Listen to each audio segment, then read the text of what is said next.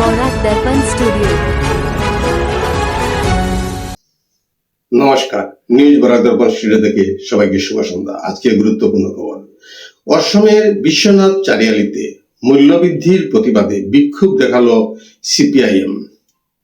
Petrol, diesel, রান্নার gas ও নিত্য প্রয়োজনীয় জিনিসের বাড়তি দামের বিরুদ্ধে কর্মসূচি পালন করে দলটি।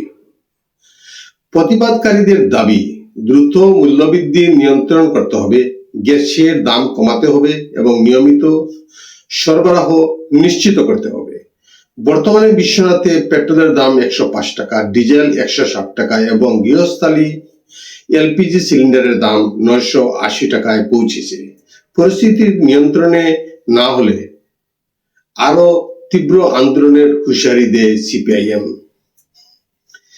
শিবসাগরে জাল টাকা তৈরির সামগ্রী উদ্ধার করেছে পুলিশ। অতিরিক্ত পুলিশ সুপার মইদুল ইসলামের নেতৃত্বে চালানো অভিযানে তলাতল এলাকার সামনে থেকে একটি ব্যাটারি রিক্সা সহ সামগ্রীগুলি জব্দ করা হয়। পুলিশ জানিয়েছে, রিক্সা করে জাল টাকা তৈরির সরঞ্জাম আনা হচ্ছিল। ঘটনায় দেরগাঁওয়ের আরচাদ আলী এবং শিবসাগরের দরিকাপাড়ের বিতুল বরাকে আটক করা হয়েছে। এছাড়াও 4টি মোবাইল ফোন উদ্ধার করে তদন্ত চালিয়ে যাচ্ছে পুলিশ।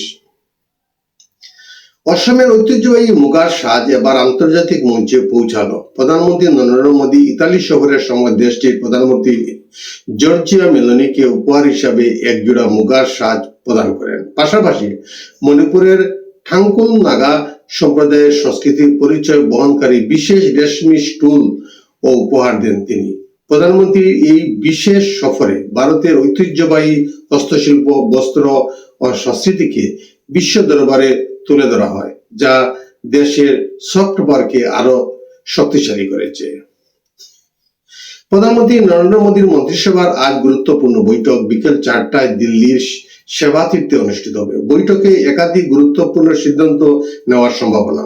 বিদেশ সফরে স্বাক্ষরিত চুক্তিগুলি নিয়ে বৈঠকে আলোচনা হবে। মধ্যপ্রাচ্যের যুদ্ধ পরিস্থিতি নিয়েও হতে পারে আলোচনা। মন্ত্রিসভায় বৈঠক ঘিরে দেশবাসীর নজর এখন দিল্লির দিকে। জ্বালানি ও খাদ্যপণ্যের মূল্যবৃদ্ধি নিয়েও সিদ্ধান্ত নেওয়ার সম্ভাবনা রয়েছে। ওড়িশা ভিজিলেন্স বিভাগ দুর্নীতির অভিযোগে সরকারি ইঞ্জিনিয়ার ভুবনেশ্বর সাবরকে গ্রেপ্তার করেছে। তার বিরুদ্ধে প্রিভেনশন অফ করাপশন অ্যাক্ট 2018 অনুযায়ী মামলা দায়ের করা হয়েছে। অভিযানে উদ্ধার হয়েছে 17.72 লক্ষ টাকার নগদ, একটি গাড়ি এবং প্রায় 20 লক্ষ টাকার গৃহস্থালী সামগ্রী। জানা গেছে, মাত্র 20 বছর বয়সে তিনি ওড়িশা সরকারের জুনিয়র ইঞ্জিনিয়ার হিসাবে চাকরিতে যোগ দেন। তখন তার মাসিক বেতন ছিল 6,000 টাকা। তদন্তে উঠে এসেছে, তার নামে রয়েছে 5টি বহুতল ভবন, 83 একর জমি, 2টি ফার্ম হাউস এবং একটি মার্কেট কমপ্লেক্স। চলতি সপ্তাহে তার সঙ্গে জড়িত 6টি জায়গায় একযোগে অভিযান চালায় ভিজিলেন্স বিভাগ। বর্তমানে তাকে জিজ্ঞাসাবাদ করা হচ্ছে বলে জানা গেছে। গৌহাটির রূপনগরের ভূমি নথি অধিকর্তার দপ্তরের অতিরিক্ত পরিচালক লাচিত কুমার দাসকে 45,000 টাকা ঘুষ নেওয়ার সময় হাতে নাতে গ্রেপ্তার করলো দুর্নীতি দমন শাখা। জমি ক্রয় বিক্রয়ের কাজে সুবিধা পাইয়ে দেওয়ার নাম করে ঘুষ দাবি করেছিলেন বলে অভিযোগ। গ্রেপ্তারের পর তার অফিস ও বেলতলার ফ্ল্যাট এবং কুইন গার্ডেন অ্যাপার্টমেন্টের GA ব্লকে তল্লাশি অভিযান চলছে। বুতুড়ে সিম ব্যবহার করে প্রায় 101 কোটি টাকা প্রতারণার অভিযোগে দেশ জুড়ে বড়সড় অভিযান চালালো হায়দ্রাবাদ পুলিশ। অপারেশন অক্টোপাস নামে এই অভিযানে পশ্চিমবঙ্গ সহ 13টি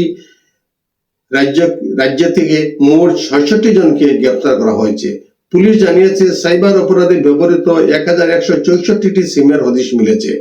অভিযানে উদ্ধার হয়েছে 544টি সিম, যার মধ্যে 432টি সাইবার অপরাধীদের কাছে পাঠানোর প্রস্তুতি চলছিল। গ্রেপ্তারের মধ্যে 44 জনের নামে ভুয়া সিম কেনা হচ্ছিল। এছাড়া বিভিন্ন কিয়স্কের 20 জন কর্মী ও 2 জন দালালকেও আটক করা হয়েছে। ডিজিটাল বিষয়ে কম সচেতন মানুষের টার্গেট করে এই প্রতারণা চালানো হতো। ইরান সংঘর্ষ নিয়ে মতবিরোধে জড়িয়েছেন মার্কিন প্রেসিডেন্ট ডোনাল্ড ট্রাম্প এবং ইসরায়েলের প্রধানমন্ত্রী বেঞ্জামিন নেতানিয়াহু। মার্কিন সংবাদ মাধ্যমের সূত্রে জানা গেছে, ইরানের নতুন হামলার পরিকল্পনা থাকলেও শেষ মুহূর্তে তা স্থগিত রাখেন ট্রাম্প। তিনি কূটনৈতিক আলোচনার মাধ্যমে সমাধানের পথ খোলা রাখতে চান। অন্যদিকে নেতানিয়াহু মনে করছেন এই সিদ্ধান্ত ইরানকে সুবিধা দেবে। ফোনে প্রায় 1 ঘন্টার কথোপকথনে তিনি ট্রাম্পকে সামরিক অভিযান চালিয়ে যাওয়ার জন্য চাপ দেন বলেও দাবি করা হয়েছে। কাতার, সৌদি আরব ও সংযুক্ত আরব আমিরশাহীর নেতাদের অনুরোধে ট্রাম্প আপাতত হামলা স্থগিত রাখার সিদ্ধান্ত নেন। তবে ইসরায়েলি প্রশাসনের একাংশ এই সিদ্ধান্তে অসন্তুষ্ট এবং ইরানের বিরুদ্ধে আরো কড়া পদক্ষেপের পক্ষে মত দিচ্ছে। পুলওয়ামা হামলার মাস্টারমাইন্ড খতম। পাক অধিকৃত কাশ্মীরের মুজফ্ফরবাদে নিহত জঙ্গি বুরহান হামজা।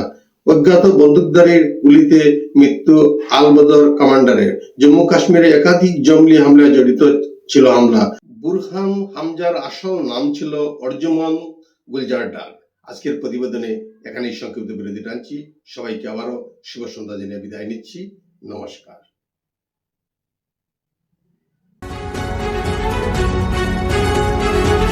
न्यूज वॉरा दर्पण स्टूडियो।